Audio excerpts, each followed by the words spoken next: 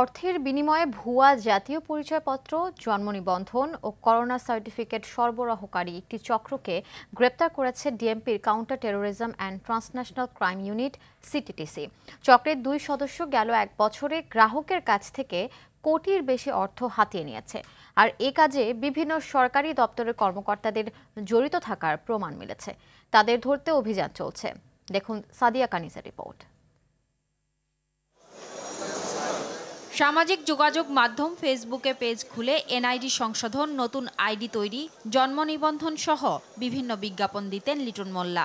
1 থেকে 10,000 টাকায় এসব সমস্যার সমাধান দিতেন তিনি।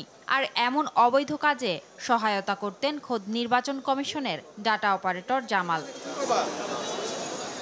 বিভিন্ন মাধ্যমে তথ্য পাওয়ার পর ছায়া তদন্ত শুরু করে সিটিটিসি। তাদের দুজনকে গ্রেপ্তারের পর ডিএমপি মিডিয়া সেন্টারে সংবাদ সম্মেলনে সংস্থাটি জানায়, কমিশনের সার্ভারে ঢুকতে যে ওটিপি কোড দরকার হতো তা জামালের মাধ্যমে পেতেন লিটন। বিনিময়ে প্রতিবার জামালের পকেটে ঢুকত 3,000 টাকা। দ্রুত পাসপোর্ট করার জন্য বা অন্য যে কোনো প্রয়োজনে তার এনআইডির কপিটি দরকার, তার এনআইডির কপিটি নাই।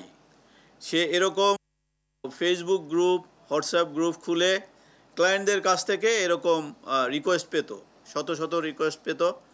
এই রিকোয়েস্ট তার অপর সহযোগী, যিনি নির্বাচন কমিশনের একটি প্রকল্পের ডাটা এন্ট্রি অপারেটর হিসাবে কর্মরত আছে, তার মাধ্যমে এবং তার অপর কিছু সহযোগীদের মাধ্যমে সেই কাজটি করত। একইভাবে করোনা সার্টিফিকেট ও জন্ম নিবন্ধন তৈরি করতেন লিটন।